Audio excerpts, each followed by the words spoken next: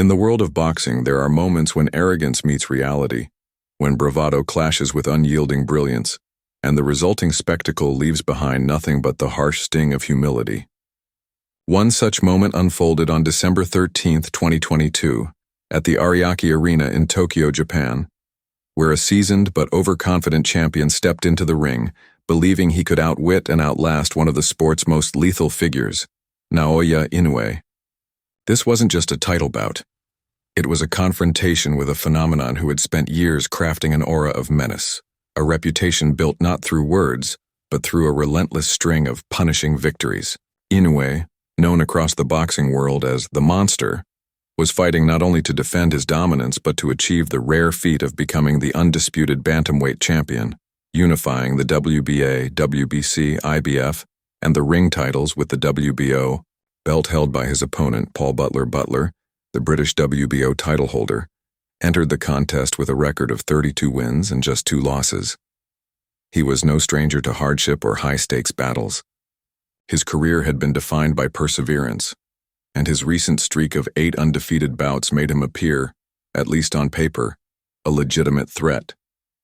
But boxing's truth rarely lies in statistics.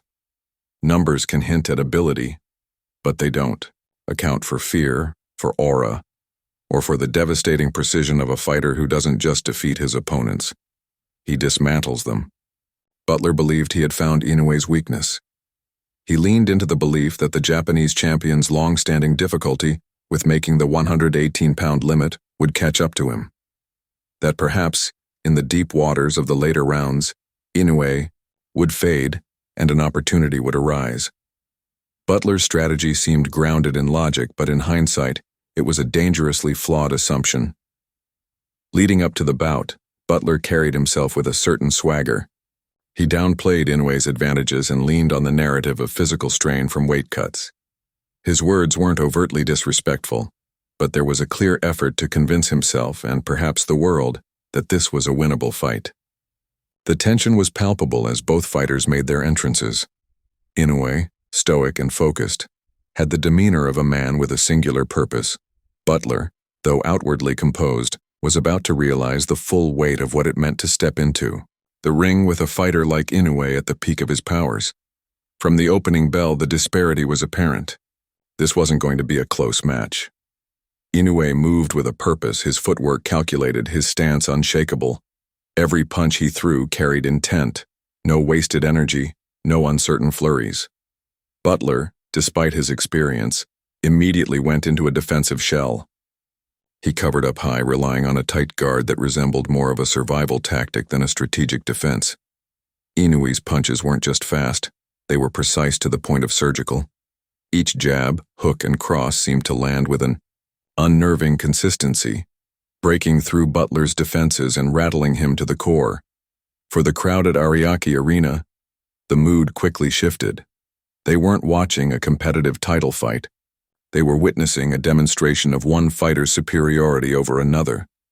As the early rounds unfolded, Butler's offense disappeared almost entirely. He was no longer countering or probing. He was retreating, dodging, and praying. His attempts to mount any kind of attack were swiftly punished by Inoue, who read every movement like a master chess player anticipating moves well in advance. Butler's ring IQ, once his strong suit, was being nullified by the sheer dominance of Inoue's strategy. The Japanese champion didn't rush. He didn't overextend. He simply maintained relentless pressure, cutting off the ring and forcing Butler into uncomfortable angles from which there was no escape. Despite being overwhelmed, Butler held his ground in the only way he could, by absorbing and surviving. But the psychological toll was evident. Every time Inoue feinted, Butler flinched. Each time he peeked through his gloves to find an opening, he was greeted with a thudding blow that served as a reminder of who was in control. Inoue's arsenal was on full display. Body shots that took the air out of Butler's lungs, uppercuts that snapped his head back, and straight rights that pierced through his guard like a blade. Butler was reduced to a figure of resistance, not competition, and Inoue, realizing his opponent's fear, began to play with his food. As the middle rounds progressed, Inoue began to show flashes of flair. He taunted, danced, and even mocked with gestures borrowed from legends like Ali and Roy Jones Jr., sending the crowd into a frenzy. But these weren't acts of arrogance. They were displays of supreme confidence, born from total control over the opponent and the moment. Inoue was not being reckless. He was celebrating the art of destruction. Every movement, every punch was part of a performance, violent, beautiful, and inevitable. Butler's face bore the story of the fight, bruised, reddened, and marked by the relentless blows he couldn't avoid. Still, he stayed on his feet, refusing to surrender, which was admirable in the face of such punishment. But it was also increasingly clear that he was a man being broken. His body language told the truth his pride refused to admit. He was being outclassed. He attempted to protect his liver, knowing full well Inoue's left hook could end the night, in a blink. But the Japanese champion found other paths to victory, temple shots that disrupted Butler's balance and crushing hooks to the ribs that left him gasping. Inoue was methodical, taking apart his opponent with the discipline of a craftsman who knew exactly how and where to strike. By the 11th round, the end was written on the walls. The tension in the arena was heavy. Fans knew they were moments away from witnessing a finish, a culmination of dominance that would be remembered for generations. And when it came, it was sudden and devastating. Inoue, feeling the crowd behind him and sensing the collapse of his opponent's will, launched a thunderous right hand that rocked Butler to his core. A flurry of follow-up punches, sharp, accurate, and brutal, dropped the Brit to the canvas. His body folded, his spirit finally broken under the weight of Inoue's relentless assault. There was no need for a dramatic countdown. Everyone understood. Butler had been decisively defeated. Inoue stood tall, not gloating, but with the quiet confidence of a man who had fulfilled his mission. He had become the first undisputed bantamweight champion in 50 years, a feat that etched his name into the annals of boxing history, alongside the legends. For Butler, the defeat was humbling. In post-fight interviews, he spoke with honesty and respect, acknowledging Inoue's superior class. He admitted that from the very first round he could feel himself being manipulated, guided into traps he couldn't escape, by a fighter who was playing a game on an entirely different level. The triumph was monumental for Inoue, but his hunger was insatiable. He had conquered the bantamweight division, leaving no doubts, no questions. But he wasn't finished. Critics wondered if his dominance would carry into higher weight classes. The move to super bantamweight seemed risky. Skeptics argued that his power might not translate, that his smaller frame would be exposed against naturally larger men. But Inoue thrived on doubt. He welcomed it.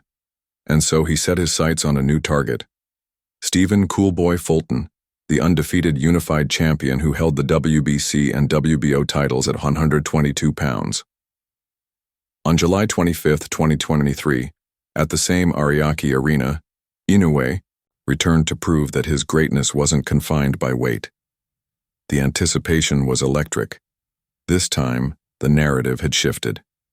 Fulton, with his size, reach, and reputation for slick boxing, was considered a true threat. Many believed this would be the night Inoue's reign ended. The American was vocal, confident in his abilities. He engaged in the usual psychological games, trying to rattle the Japanese champion during weigh-ins and face-offs. But Inoue remained unfazed. He had heard it all before, seen it all before.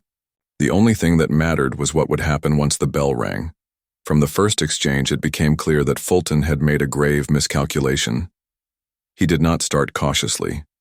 He tried to establish his jab, to use his physical advantages, and to assert himself. But Inoue was already in control. The power doubted by so many was very much present. Worse still, it had matured, become more refined. Inoue's punches cut through the air with terrifying velocity, missing by inches but communicating a clear message. Any mistake would be punished instantly. Fulton, sensing the danger, shifted his approach. He began to circle, to box off the back foot, but Inoue gave him no space. His footwork was impeccable, his ring control suffocating. He cut off angles, forced Fulton into corners, and made him fight where he didn't want to. The third round, the difference in class was becoming painfully obvious. Fulton landed shots, but they had no effect. Inoue's chin held firm and his counters were delivered with frightening precision. It wasn't just about power anymore. It was about timing, angles, and anticipation. Inoue was not reacting. He was orchestrating. In the fifth round, the punishment became more pronounced. Inoue began landing cleanly, his punches digging into Fulton's body and snapping his head back. The crowd roared with every thud. It wasn't just a fight, it was a deconstruction. Inoue's confidence grew, his movement fluid and unhurried. Fulton, now visibly rattled, relied on clinches and evasive maneuvers to buy time. But the end was already in sight. In the sixth, Inoue closed the show with chilling efficiency. A crushing right hand staggered Fulton, and before the American could recover, a vicious combination sent him crashing to the canvas. It was the first knockdown of Fulton's career, and it would also be the end of his undefeated record. Though he rose, his eyes betrayed his condition. Inoue gave him no mercy, launching a torrent of punches that pinned him against the ropes until the referee wisely stepped in to save him from further damage. Inoue had done the unthinkable once again. He had moved up in weight, faced a top-tier, undefeated champion, and dismantled him with the same efficiency he had shown in every previous conquest. The boxing world stood in awe. Fulton, in the aftermath, changed trainers and admitted that he had underestimated the Japanese fighter's intelligence and skill. The experience left a mark, a reminder of the difference between great and legendary. Inoue wasn't finished. 6 months later, he defeated Marlon Tapeles to unify the super bantamweight division and become undisputed in yet another weight class. His accomplishments now bordered on mythical. Few fighters in history have carried their power across divisions while maintaining their technical sharpness, adaptability, and sheer composure. Fewer still have done so with the quiet humility and focus that define Naoya Inoue. The landscape of boxing continues to shift. New stars will rise, old champions will fade, but one presence remains constant in the shadows of the lower weight divisions. Naoya Inoue is not merely a champion. He is a storm, a force of nature that sweeps through the ring with devastating purpose. Those who dare to face him know they are not just fighting a man, they are confronting a legacy, one forged in brilliance, carved through opposition, and destined to be remembered as one of the sport's greatest ever.